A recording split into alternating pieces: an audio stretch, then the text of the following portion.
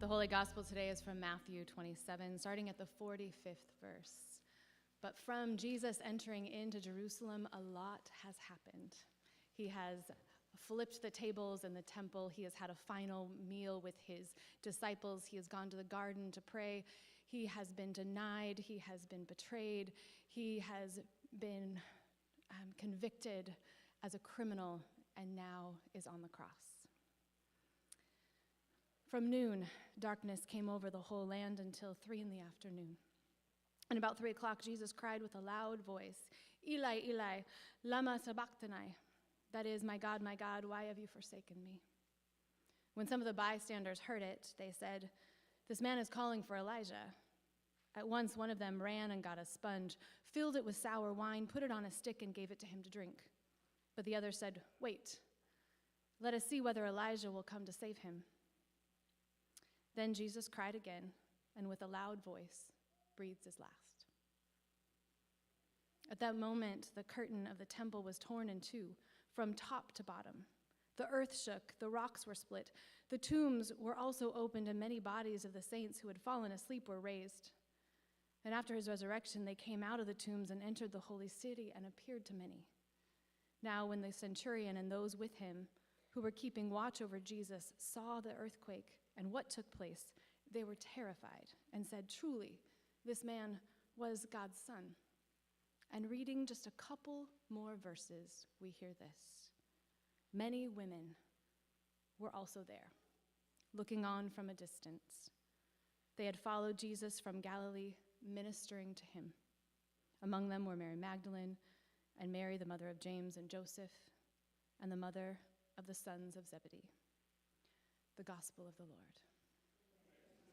You may be seated. Grace, mercy, and peace to you from the triune God, creator, liberator, and sustainer of all life. Amen. All four of the Gospels, Matthew, Mark, Luke, and John, mention women staying at the foot of the cross, watching from a distance. Tradition holds that Mary, the mother of Jesus, was one of these faithful women. If Mary, the mother of Jesus, could speak to us today, perhaps this is what she would say. Good morning. I have a question for you all. Have you ever walked alongside someone you love and felt completely powerless to take away their pain or protect them from harm? Yeah, I see a few of you nodding your heads. You know. That raw, arresting weight that never leaves your chest. It doesn't matter who you are. Love will eventually always bring us to our knees and close to suffering. You know, I was there, it's not recorded, but I was there when Jesus rode in on a donkey into Jerusalem.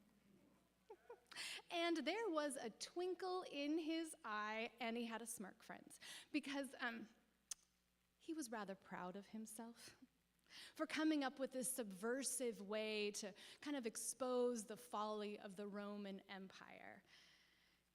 His followers, they didn't make protest signs. No, they just waved their palms and started yelling out, "Hosanna," which actually means "save us now."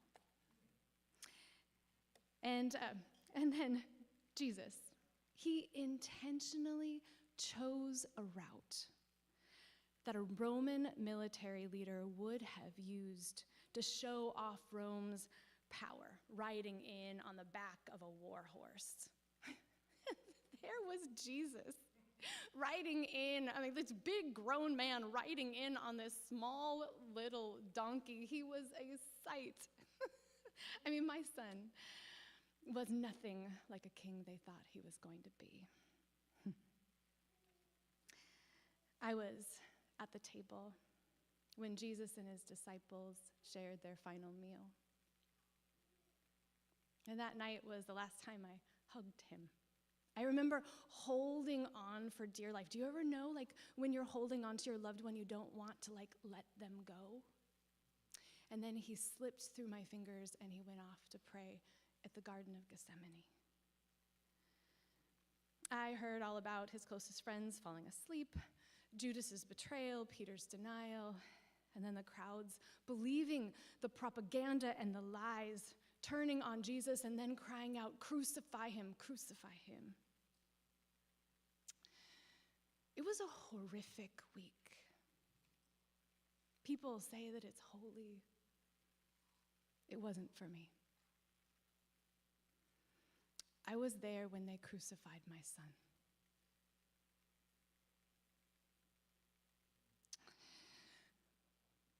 I heard Jesus cry out, my God, why have you forsaken me?"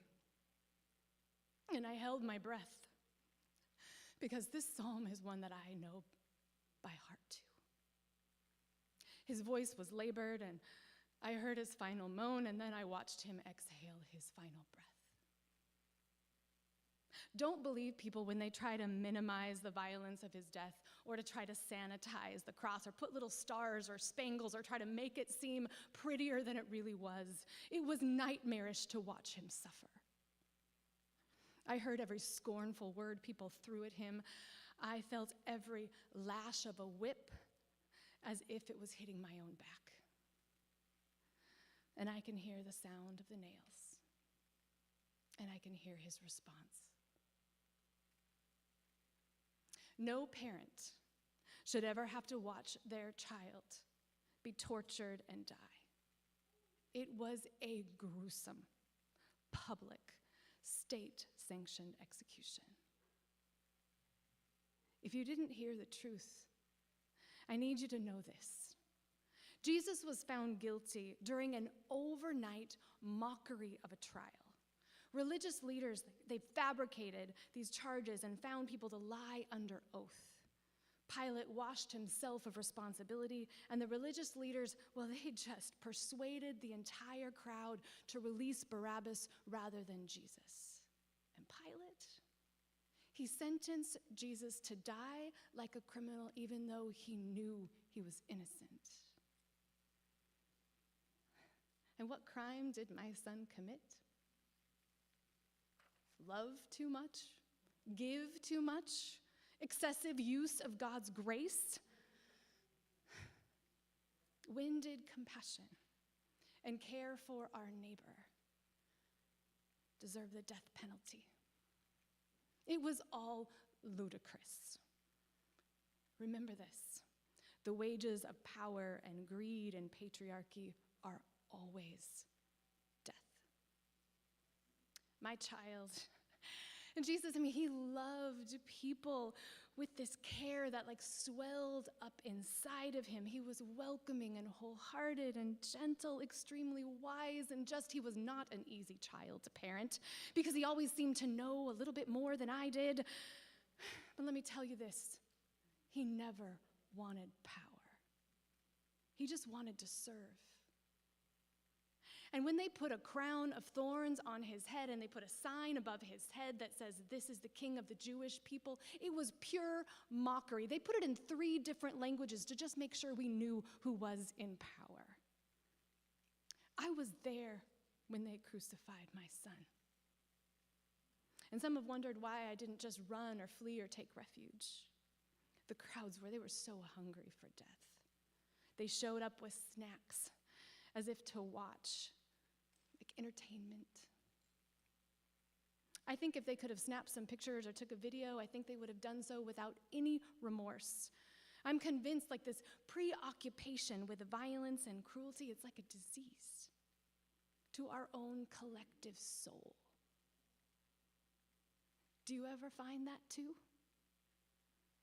We're not well. I don't think we're well when people suffer all around us and we don't feel or we don't care about their pain or maybe try to help or cry out even with them. The other women, they were worried that the crowd might turn on me. They wanted me to leave, but I couldn't. I'm his mom. I couldn't be anywhere else. And thinking back, I don't think I would have wanted to be anywhere else. Could I do the laundry? Like, could I go and make a meal? I wanted to be there so that every time he opened his eyes, if he was going to look at anybody in the crowd, he was going to look at me. I wanted him to see me holding my heart as if my gaze was holding his body. Too many eyes there were just filled with so much hate and disgust as they jeered at his naked body. Jesus, my son, needed me to hold him, just with my presence, just with my gaze. There was not a word I could say, there wasn't a prayer I could whisper that would take him down from the cross, but I could stay, and I could not look away. It was my way of saying, I love you, you're not alone. You know, I learned how to remain, to be present from him. Sometimes our children are our best teachers, aren't they? You've probably heard people say, God is for you. God is for love. God is for the poor. But Jesus always switched the prepositions. He would say, God is with you. From for to with. God is with the poor. God is with the hungry. God is with you in your suffering. Jesus always brought God close to people. I was there when they crucified my son. And over the years, I've come to understand a few things. In his life and in his death, Jesus existed in solidarity with all those who suffer, those who are marginalized or bullied or targeted or innocently killed due to the violence of this world. And my son is not the first person or the last murdered by religious ideology or civil law. This may surprise you, but my son continues to be crucified when innocent children are killed in the crossfires of war. And their parents, they cry out, my God, why have you forsaken me? My son continues to be crucified when innocent people are lynched long ago and still today are gunned down. My son continues to be crucified when trans kids are bullied or persecuted. My son continues to be crucified when the systems of this world desecrate the land and all living creatures. And my son continues to be crucified when people are denied basic things like healthcare and food and protection from predators. Now, I know that I have just shared a lot, and it's probably a lot for you to process and to take in.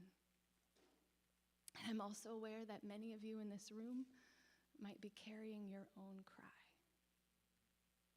Perhaps you have uttered in the past, my God, where are you? Maybe you've said it this week. And you know what it feels like that longing in your chest and with every beat of your heart. Right now, maybe you have been having a horrific week. The death of my son, God in the flesh, serves as a spotlight, illuminating everything in this world that seeks to destroy life. Power, prejudice, racism, greed, corruption, all of these are just exposed on the cross. And you know, if you close your eyes and you bring your ear really close to the ground, you might hear a mother falling to her knees and crying out, my God, why have you forsaken me? And she might not speak your same language, but you will absolutely understand the cracks in her voice and the trembling anguish reverberating in her soul. And if you stay quiet and keep listening and open your compassionate heart a little bit more, you might hear others whispering and sobbing and mustering the same haunting words, my God, where are you? Have you abandoned us? I know that cry. It was mine too. I was there when they crucified my son. And I have, again, spent my life trying to process it. But here's what I know. God did not send my son to die to this world. God sent my son to love this world. And this world, with its fear and hunger for power, crushed that love dressed up like law. Some have made my son's death like transactional, like a debt to be paid, a price to be settled, God's requirement for atonement of sin. But that is not the God that Jesus showed me. And no parent, even God, who is sometimes considered a parent, wants a child to suffer in order for love to win. No, the cross, it reveals the inhumanity of a death-dealing world and the coming hope of the resurrection that will be revealed with God's expansive love next Sunday. You're going to talk about like the end of the story. It's coming. That the cross is not the end. But we have to remember that the cross actually helps us get to know who God is. Did you know that on the day that he died, it was like cosmic, that the whole world seemed to shift, and the whole curtain was torn in two from the top to the bottom. People started to whisper that the Holy of Holies, God was on the loose and was no longer far from us, but came close. Came close. I've come to know, because of my son, God. A God who kneels down in the dirt of our suffering. A God who meets us in our rejection and loss and pain and refuses to leave. A God who opens God's arms on the cross with an embrace of solidarity. A God who holds a mother on her knees, and every person this world has decided does not matter. A God who whispers, I am here. When we cry out, my God, why have you abandoned me? Where are you? From the cross, from the pain, from everywhere we find ourselves, we hear, I am here.